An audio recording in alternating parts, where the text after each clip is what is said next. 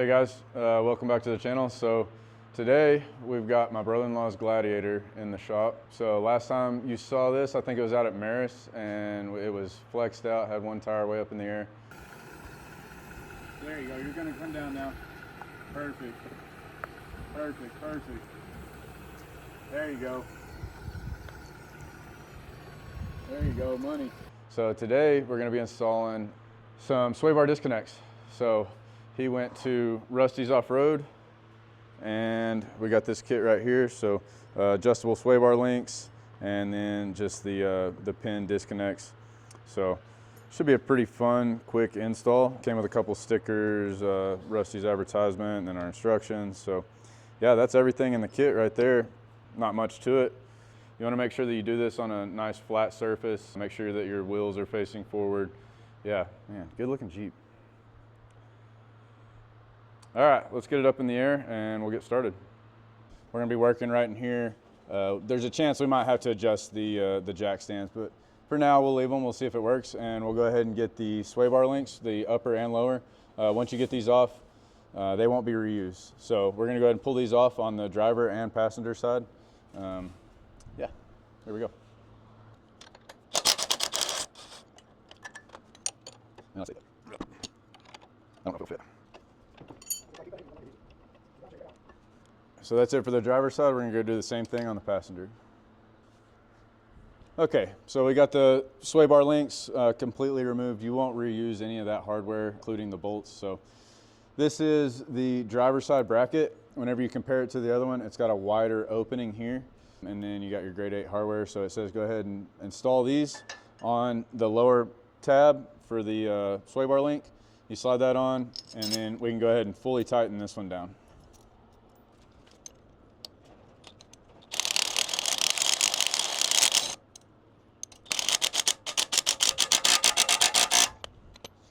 It's on there. All right, so on the passenger side, you got a little bit different setup because you got to have a spacer. So, and again, this is the narrower of the two brackets, the narrower opening. You're gonna slide it on, and then you're gonna throw your spacer in here. There we go. Your spacer goes in between your track bar bracket and then your sway bar link bracket. All right, then on the back side, you've got your washer and your lock nut that's gonna slide in there.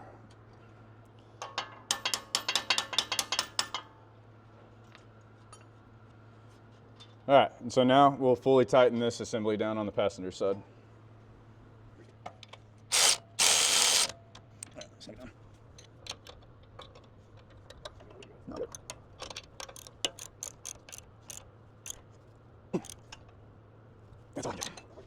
Okay, so that's it for the driver and passenger side as far as your relocation bracket. So we've got them fully tightened down on these. There is no torque specs, and I would say torque to factory for your lower sway bar links, but this is a completely different setup. So I think just getting it snug down, just get it tight. I'm not gonna say do the factory sway bar link torque specs because they're not very high, and you're going to way bigger, better hardware, and you're just compressing metal. You're not actually using the sway bar, if that makes sense. But anyway, I would just snug them down pretty much as tight as you can get them by hand. And yeah, so now we'll move on to the next step. We have our where our new sway bar links will actually mount to. So these will slide on each of the brackets like so. You got a washer and a lock nut, and I left my cotter pin on there. The reason for that being is you want to make sure that these cotter pin holes stay vertical. So you want them straight up and down. So now we'll tighten this down. Now I'm gonna try this just with the cotter pin in and kind of holding it that way.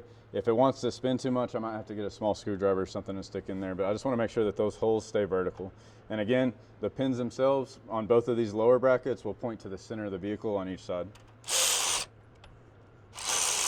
All right, cotter pin's kind of hard to hold on to, so I'm gonna just do a small screwdriver, keep that aligned, and then I'll just go ahead and tighten it the rest of the way by hand. All right, so now our hole is vertical and it's snug down. So we'll go ahead and do the same thing on the driver's side. Actually, before we go to the driver's side, you can go ahead and install these. So it's just a little kind of rubber isolator, neoprene isolator. All it does is just slide on that and goes tight to the bracket. Just like that. Back on the driver's side, and again, these go to the center of the vehicle. You got your washer, your lock nut,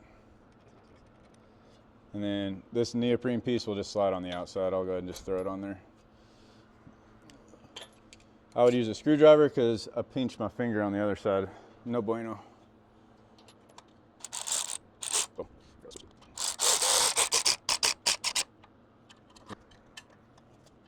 Oh,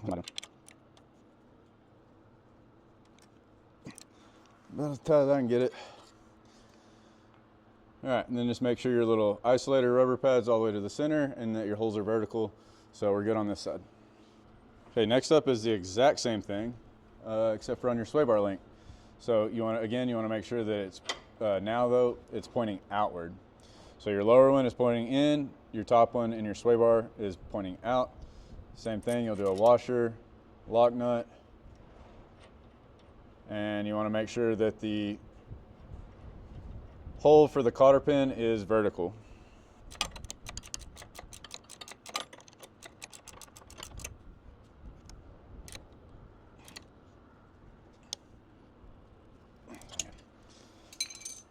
And then again, just slide your neoprene little washer on.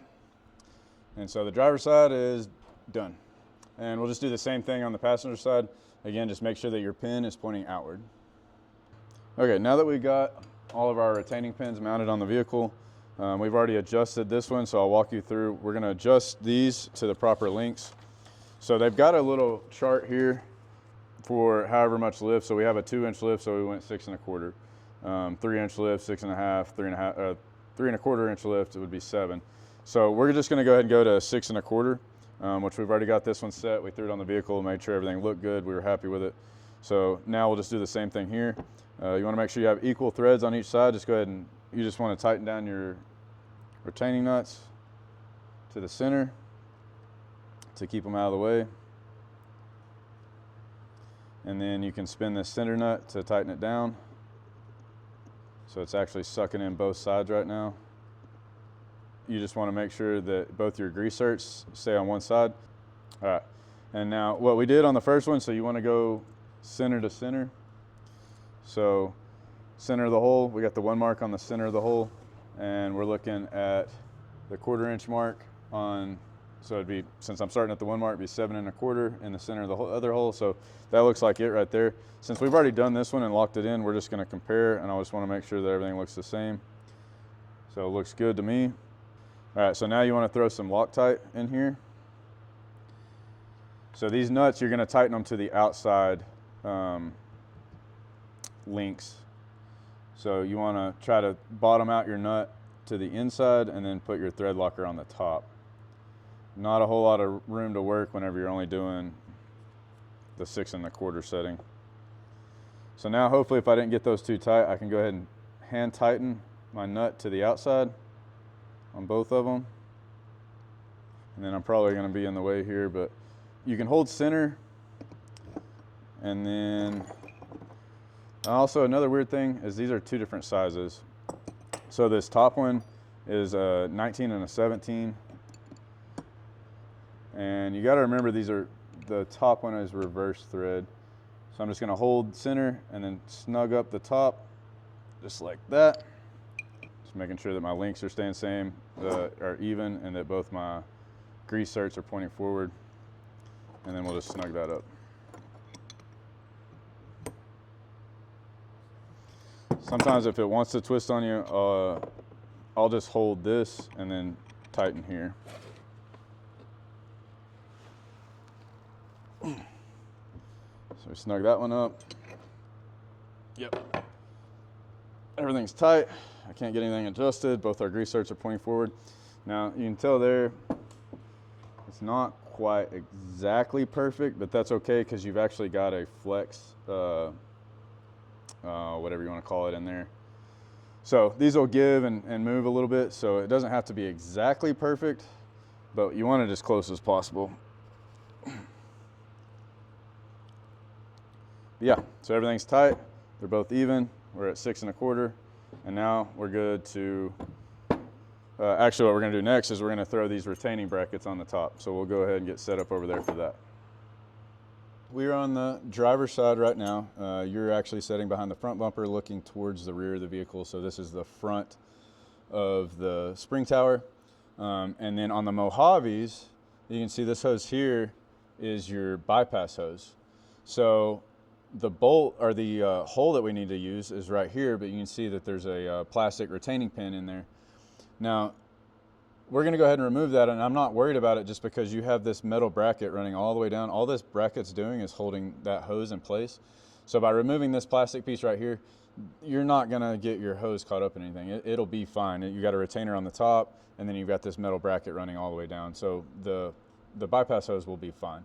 So we're gonna remove this plastic retaining pin right here, and then our bracket will go straight out from the vehicle like that. It'll bolt in there, and then once we get that on, it'll make sense. We can actually not disconnect our upper sway bar link, just disconnect the lower, and then we'll swing it up and slide it onto this bracket and pin it. Once we get it all done, I'll show you kind of how it works. But basically this bracket's gonna go in that hole where the hose is and then come straight out. So we'll go ahead and see if we can get everything situated in there.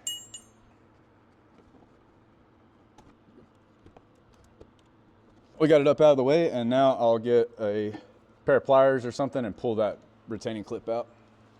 All right, if you don't have a set of these, you gotta get some. These are pretty awesome. If this clip isn't too big for them. Nope, perfect. Pulls it right out. Let's see what we got to work with here. Trying to decide now. So now I gotta decide, do I want my hose to run above the bracket and try to push it up and drop it down on the other side? What I'm worried about there is the back side of this being too sharp. So I don't want anything to chew on the hose. So probably have to run it just like that underneath, and it'll run over the bolt, but that bolt, it's not gonna be pressed up against it. So to me, this is for our bypass hose, this is the safer option. And then now I just gotta, unfortunately, work everything in around the hose, which is gonna be tricky. We can always loosen off the bypass hose brackets, which looks like what we might have to do, because I can't get the whole bolt in there. So I'm gonna remove, there's 2 10 mils to hold this bracket to your left. So I'm just gonna take a 10 mil and I'm gonna remove both of those just so I can get enough play in this line to get our bolt in. Yeah, we just moved the hose out of the way, slid the nut in, or slid the bolt in, and now I'm just trying to get the nut started. There we go, finally. Got it.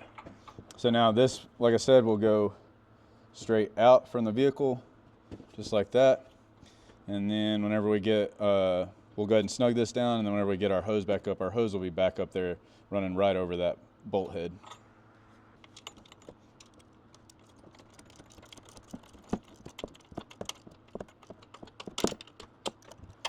Down.